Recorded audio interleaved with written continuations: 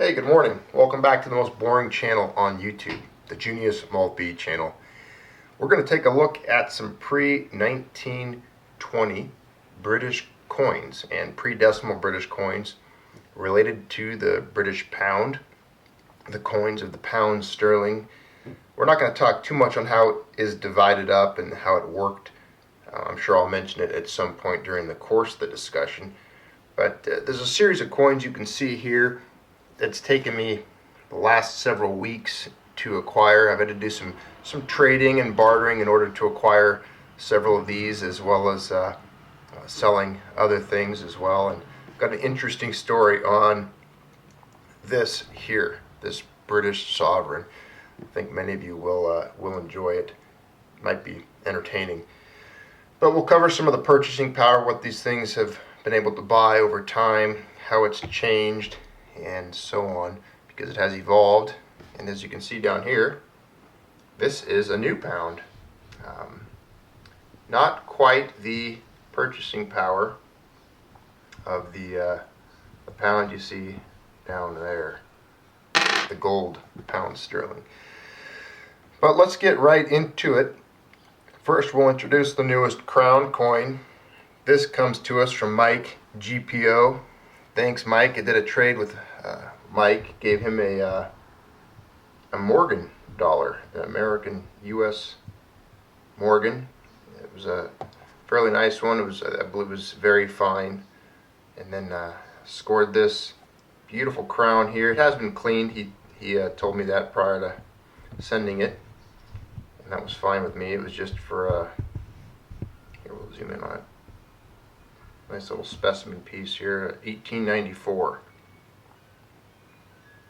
But it's pretty cool. It's got the edge lettering on it, Decus et Tutamen, and the year of Victoria's reign here, which would have been, let's see if we can find it. It often put the year in Roman numerals on the edge. Decus. Oh, there we go. LVIII. So 58, would that be? Her 58th year of reign. So there's Victoria in her mourning garb, her mourning attire. And the interesting story behind that, that's what's cool about this coinage. Just something like that, looking at her mourning clothes. This is her mourning, and this is her, I guess they call this a Jubilee crown. Difference there, you can see she's not mourning there. This is a little bit earlier, 1890. When you start getting into British coinage, which I kind of got addicted fairly quickly, thanks to a subscriber here of the channel that got me into it by sending me this pound coin, as well as this half crown. So I kind of got into it real quick and dove in. Started acquiring some, doing trades, getting mostly worn slit coins, nothing of significant numismatic value, just kind of examples or representations of the coinage. But back to the story on the crown there that I got from Mike. Anyways, her son was kind of a different individual. When I was reading about him, he, I guess you could say, was a ladies' man a little bit, and he was at a fort someplace, or a military area, and some officers and soldiers had brought an actress there that he fancied. He started having a relationship with her. He was a really young man, and his father came to visit him. And when his father came to visit him and having a conversation about his relationships and his life choices, his father, Prince Albert, became sick. They went for a long, rainy walk. And Prince Albert, Edward, and I found this here. This is actually the shilling that was laying over there. This is Edward the 7th. So this is the gentleman we're talking about, the son of Victoria. So his father, Victoria's husband, Queen Victoria's husband, became ill after taking his son for a walk. I'm assuming it was a disciplinary walk, trying to line him out, give him some wisdom. He became ill and died. The father, Prince Albert, passed away from a sickness that he acquired while taking Edward here for a walk and conversation. She never forgave Edward the Seventh for that. She blamed him. She even was quoted as saying something along the lines of she would never be able to look upon her son again without shuddering. And this is her. I guess she wore mourning attire from the moment Albert passed away on. So she wore these mourning clothes from the time on, grieving. She was always grieving her husband. So that's interesting. You know, Victoria must have really loved Prince Albert. And you know, that's the thing about this coinage. You start reading about the different monarchs, and you really can learn and just get a real sense of history. And it takes me down a little path that I've never been on before. I spent so many years collecting U.S. coinage and being kind of immersed in the U.S. history and U.S. coinage and its role that it played, that it took a while to get to this point. You know, here I am later in life, and now I've kind of taken a different path when it comes to some of my interests in the more numismatic side of coins and precious metal coinage from other time periods. So let's talk about the pound. I guess we'll go down that real quick. We'll just start with, well, let's tell the story that I wanted to tell you real quick on this gold pound here. So this 0.2354 George V, nice little pound coin, 0.2354 gold, 1917. I like the year, you know, World War I is going on, unfortunately, horrible time period, human history. But I got that pound just recently. I used to own more pound coins, more sovereigns, and I had since sold them, traded them, you know, acquired other coins and such. But I really wanted to get some pounds again, and I think I'm going to continue acquiring pounds over some other gold, and I won't be parting with them as often. My vehicle was parked in front of a restaurant, and we were sitting out in front, and a friend of mine says, "That lady just hit your truck." I heard a crunching sound, and I look over, and sure enough, a lady significantly backed into my truck by attempting a horrible parking job. And well, you know, it was witnessed by the entire restaurant as well as us.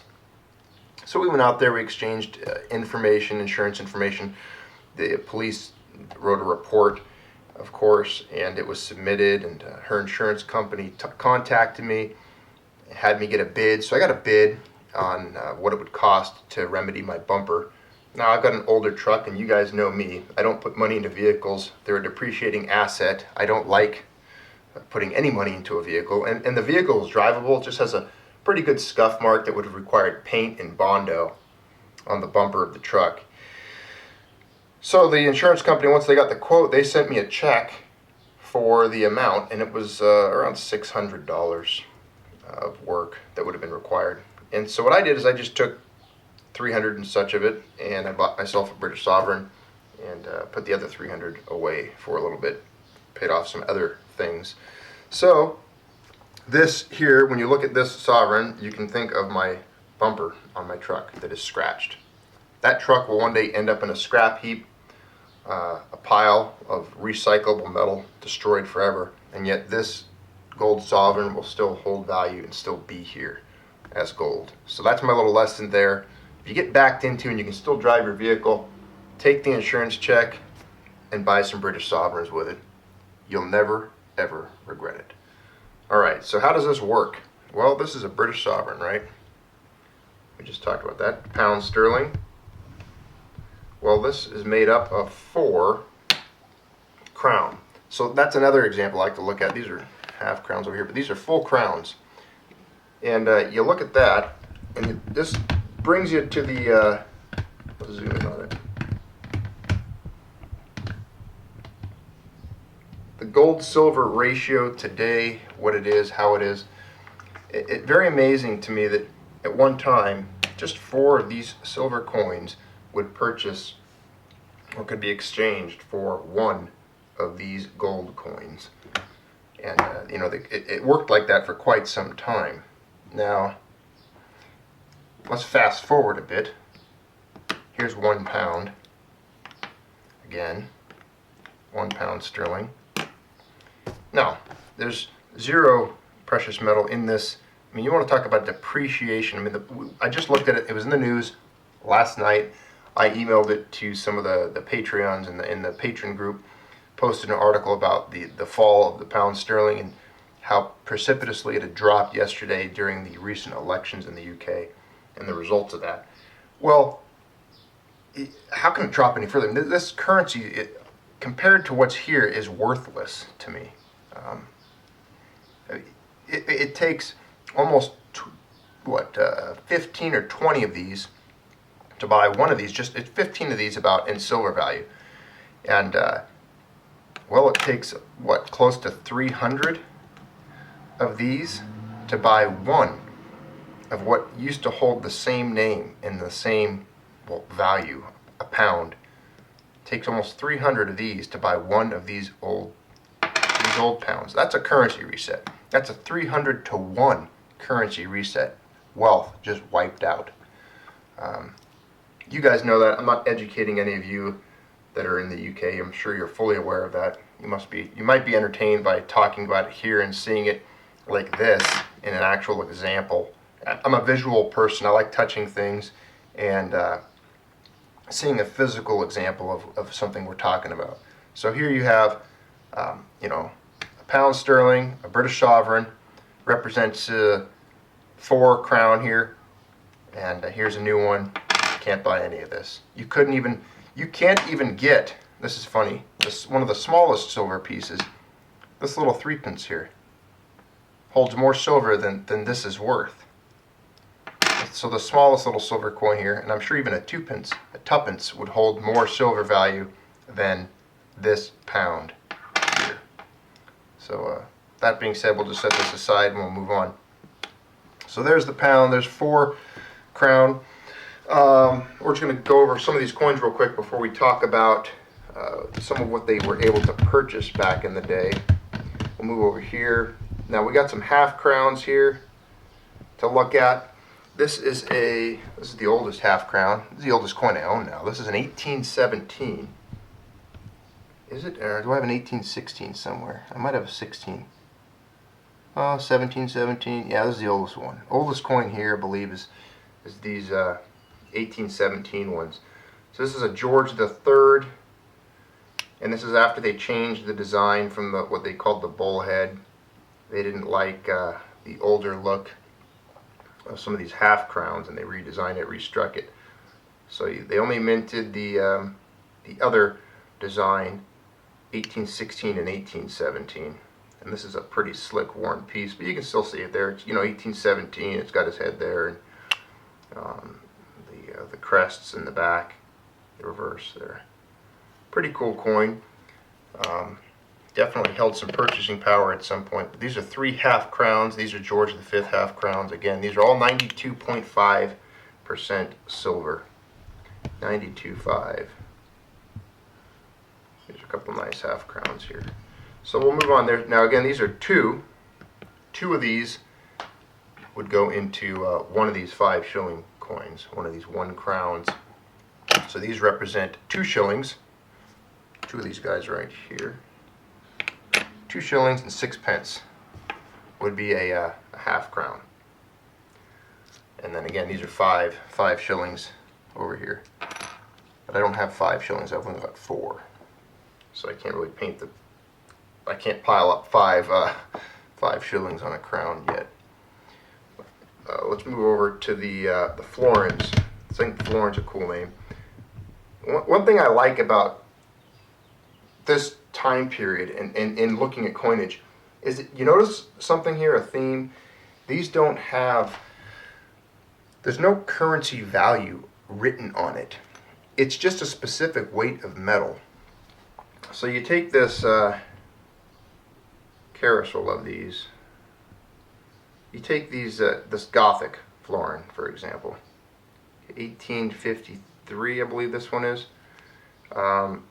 Beautiful coin, just very ornate, very ornate. If you ever get a chance, look up the Gothic crown. Just the design on that is impeccable. I didn't know mints at that time were capable of just the incredible detail and exactitude. So one thing I've noticed in looking at British coinage is the detail and the quality. I believe it surpassed anything the United States was capable of at that time. But again, let's get back to my point here that this is a florin. It says 1/10 of a pound. So 10 of these would get you £1 sterling over there.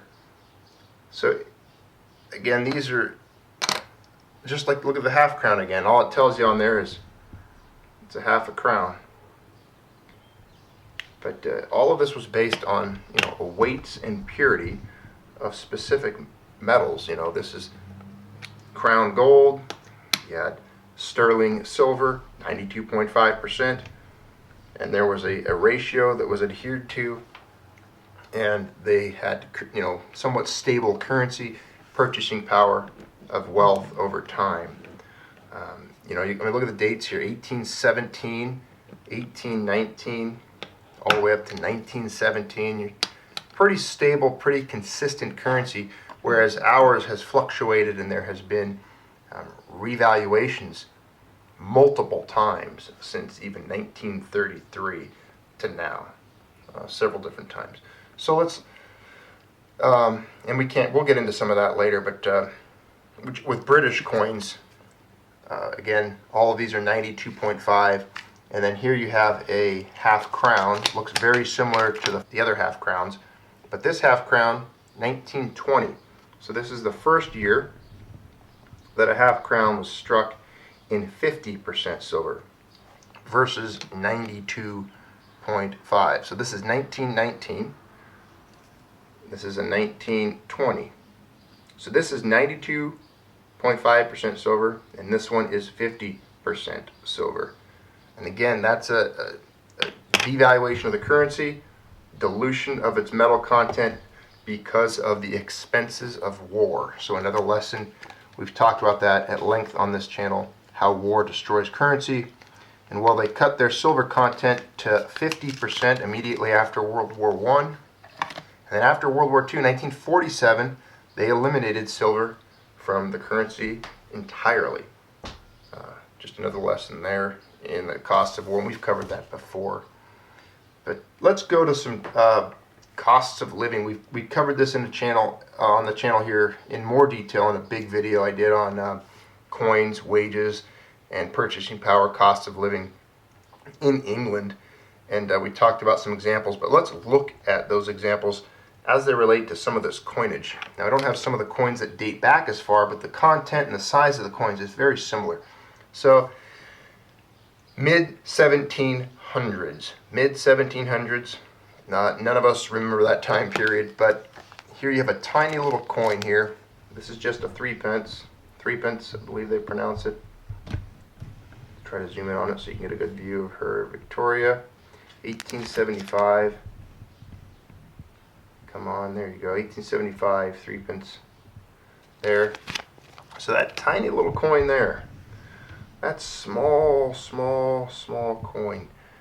Well, it would purchase you a supper of bread, cheese, and beer. And I believe it was in a restaurant that they termed an Irish regular. So it had, I would love to be able to buy, a supper of bread, cheese, and beer for something that's essentially smaller than a U.S. dime worth of silver. Now a 6p, this is a 6p here, 1817. This is a pretty cool coin. I'm going to take it out. Might as well. Let's get you a good view on this one. Some of you might appreciate this coin here.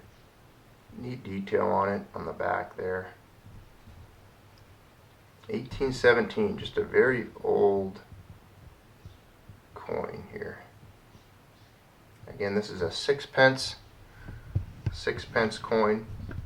This actually could purchase you a pound of cheese, a pound of local cheese, or you could hire someone to sweep your chimney. You could get a chimney sweeping for a 6p such as this.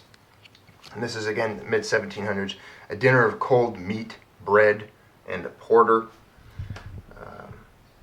So that's a nice little meal there. Now we'll move on to the shilling. Got a good couple of shillings here. This is a worn out 1817. I've got a nice 1817 down here. Here's an 1817 shilling. The back of it there. You know, it's got some wear on it, but it's been around. It's purchased some goods and services. This one for sure has purchased some goods and services. Definitely worn out. Amazing stories if it could tell them. So these are some shillings. Here's another one here real quick. I'll tell you what they purchased in a moment. This is a George IV, 1834, 1 shilling, 1834. You can see it right there. All right, so you got some shillings. You've seen what they look like. Again, 92.5% silver. Dinner at a steakhouse of beef, beer, plus a tip. Now, they used to call these the King's Shilling back then. It was a sign-on bonus for Army recruitment. If you signed up for the Army, you would be given 1 shilling as a bonus to sign up. The King's Shilling. It'll also get you a dish of beef at a nice restaurant. Again, a pound. These would get you a pound of Parmesan cheese. So that would come from Italy. And then that was just some purchasing examples of a shilling there. Let's look at some wages real quick. I remember looking at the wage of a carpenter, and they would be given 2 shillings, 2 pence a day. Sometimes 2 shillings, 6 pence a day. So essentially half a crown you're looking at for a day's wages for a carpenter. Half a crown, and later in the 1800s, this represented an entire day's wage. Even at the turn of the century here, 1919. Here we've got a 1915. So around this time period, you know, a full day's wages in a coal mine. You know, I don't know who of you would go work 10 hours a day in a coal mine. Very dirty manual labor for just essentially a half an ounce approximate of silver. A lot of work. However, back then, during the mid-1700s anyhow, so a little earlier than this coin here, and it may perhaps at the same time as 1817 as this George III half crown here, you could purchase a whole pig for this 1 coin back then, in the mid-1700s. I don't know what the going rate for a whole pig was in 1817, but in the mid-1700s, a half a crown such as this could get you a whole pig. Now, I told you this example in a previous video. I've got a friend who actually raises farm fresh pork, pigs. A pig, a swine ready for slaughter, it's around 200 US to 250 US dollars today. So that gives you an example of that purchasing power there. Moving on, let's look at 1700s to 1860s. So still some of these coins here that we can see. A carpenter, 2 shillings, 6 pence a day. So again, half a crown. Up to half a crown would be the wage for a lot of the different laborers at that time. And then we've got the engineer. An engineer around the 1810, 7 shillings, 6 pence a day. So 7 shillings, 6 pence a day. So we'll give them, there's 5, 6, 7, 6. That's a pretty good wage for a gentleman there. Look at that. Let's get that set up for you over here where you can see it. So there's a crown, 5 shillings, 6, 7, and then we'll give him 6 pence. So that's his wage right there. That little pile of silver. 1 crown, 2 shilling. There's 7 shilling and 6 pence for 1 day's wages there. It's about 110 pounds a year. So he's getting 110 pounds a year back then. So that's interesting there for some wages. From about 1880 to 1900, the last decades of the 19th century, William Booth estimated that it took 18 to 21 shillings a week, so around 4 crown, for a working family to get by. So there you go. About 4 crown were needed to get by. There's another crown over here. Well, essentially a pound sterling, but we'll put that over there. So you needed anywhere from 18 to 21 shillings to get by in a week. And that was just to get by. In order to be comfortable, he said you needed 22 to 30 shillings. So this is about 1880 to 1900. That's from William Booth's estimate. So that would be around this time period, 1890 here, 1890, and then you've got 1894. So that's 5, 10, 15, 16, 17, 18, 19 shillings there total. That's just getting by. They would need, again, you'd have to throw another crown in there. And just to be at the baseline of what William Booth was saying, you'd need 22. So you'd need 4 crown plus these 2 shillings, 22 to 30 to get by comfortably. So that was a comfortable living for a working family back then. So that's interesting to look at that as far as, you know, wages and costs of living there. Again, I like the fact that a coin like this, it doesn't even say crown on it. You know, it's just a weight of silver, and you knew by holding it, by looking at it, that there was a certain weight of silver here, and it doesn't tell you, hey, this is $1, or this is $5, or this is a pound, or a quarter pound, or this is it doesn't even say that it's a crown. This is just a coin with a specific weight of silver in it, and that was money. That's when you know something's real money, sound money. When you don't have to tell somebody it's money. It tells you that it's money on its own, just by being cold, heavy, dense, of precious metal, of scarcity, and recognized worldwide. And I mean, we could go on about this forever, but this video is already getting pretty long. I've already mentioned that, you know, coins of this size and weight in silver at one time were the world currency. All you have to do is look at the taller, again, the crown, the US dollar, and the pillar dollar from Spain, all of which traded freely around the world and were handed back and forth, sent to China and back around the Horn of Africa. And those coins were, you know, they had chop marks in them from China. They were traded for goods and services globally. It was essentially a one world currency at that time, and it was around 27 to 28, 29 grains of silver. That was it. And so here you go. I mean, this is real money. This is what the UK needs to be strong again. This is what the United States needs to be strong again. Sound money. So again, thanks for joining me here today for this conversation on my new passion for British coins, British currency. I mean, I enjoy just the conversations that I can have in bringing some of these old worn coins out. You guys that are over in Europe, where there's much more prevalence of these, you're lucky, so start collecting them. Try to find them when you're over there, and if you can, try to get some of these George III. These are the coolest ones in my opinion, and I'll show you why. We won't end the video quite yet. These have that garter around them, which I just find really cool on a coin. It's got the garter, of course the St. George on there, and then it's got just a really nice layout and design, lettering, edge lettering here as well. So if you get a chance, you can pick some of these up over there, go for it. Grab a couple of old this design was here, 1818, 1819, 1820 for these crowns, so try to grab some of those if you can. They're fun. Alright, well, thanks for taking a look at this.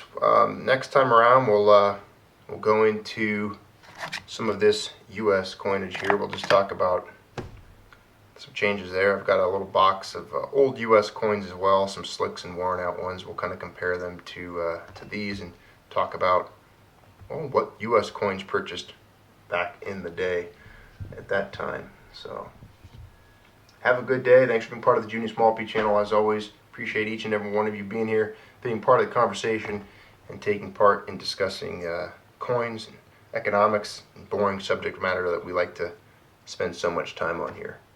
Have a good day.